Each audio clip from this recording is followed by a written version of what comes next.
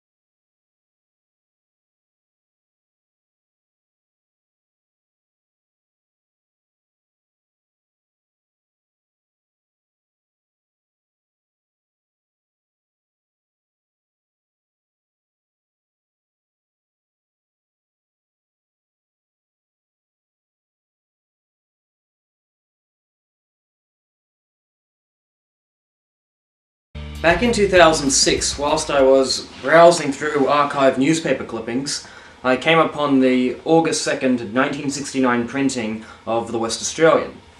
As you can see, the Buzz Aldrin photograph was featured prominently on the front page, and the caption given reads, "Astronaut Edwin Aldrin's moonwalk is recorded in this picture taken by Neil Armstrong and released yesterday. Reflected in his face mask are Armstrong and the lunar module." Because this version was printed the day after NASA released it, this is as original as you are ever going to get.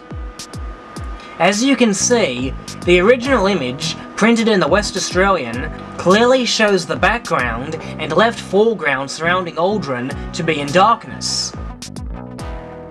This darkness is obviously absent in the image obtained from the Apollo Lunar Surface Journal.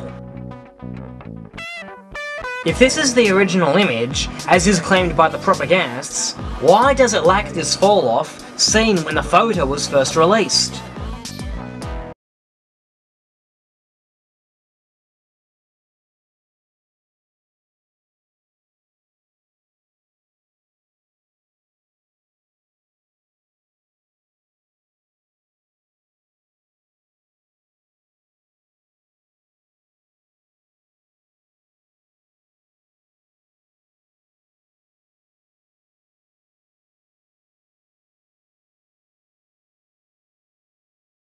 At face value, this fall-off anomaly appears all gone.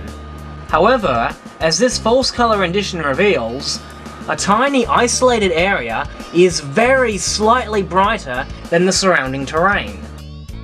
This means that the fall-off is also present in the Apollo Lunar Surface Journal's image, though here, the uneven spread of light is not as prominent as before.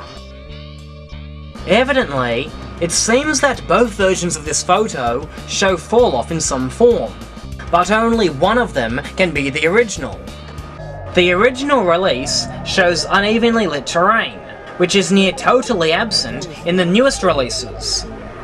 Why would NASA apply high contrast to one of their photographs, especially one with such crowning and historical significance?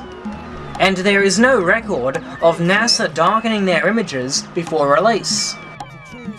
With this in mind, we can only conclude that the ALSJ version has been intentionally retouched and brightened so as to bring up the detail and thus remove evidence of fraud.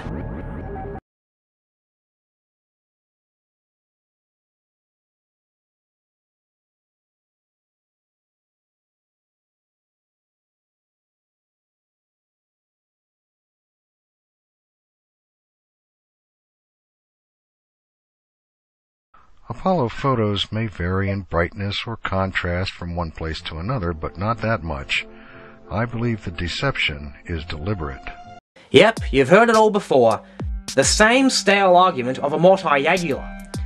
He claims that conspiracy theorists adjusted the contrast themselves and tried to pin it on NASA. Not true. If you recall previously, we managed to track down the original printing of this photo. It made the front page of the West Australian on August 2nd, 1969, the day after it was released. And it clearly shows the same darkened surface areas that we've become familiar with. Propagandists like to claim that this photo from the Apollo Lunar Surface Journal, which derived from a so-called unprocessed scan from the Johnson Space Center, is the original. It isn't.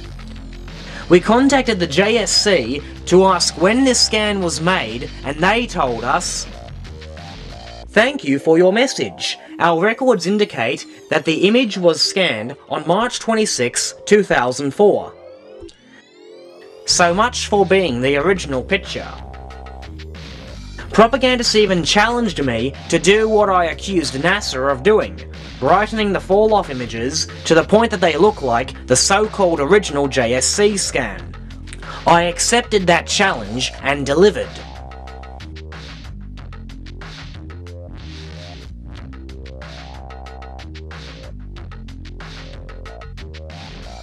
So I propose the question again. Who is being truthful with their representation of the image? And are the Moonhoax conspiracy theorists lying when they say there is heavy fall-off in this image? Do they adjust the contrast to create this anomaly? Well, given that the darkened surface areas are indeed present in the image when it was first released, it can be confidently stated that we find the conspiracy theorists innocent of all charges.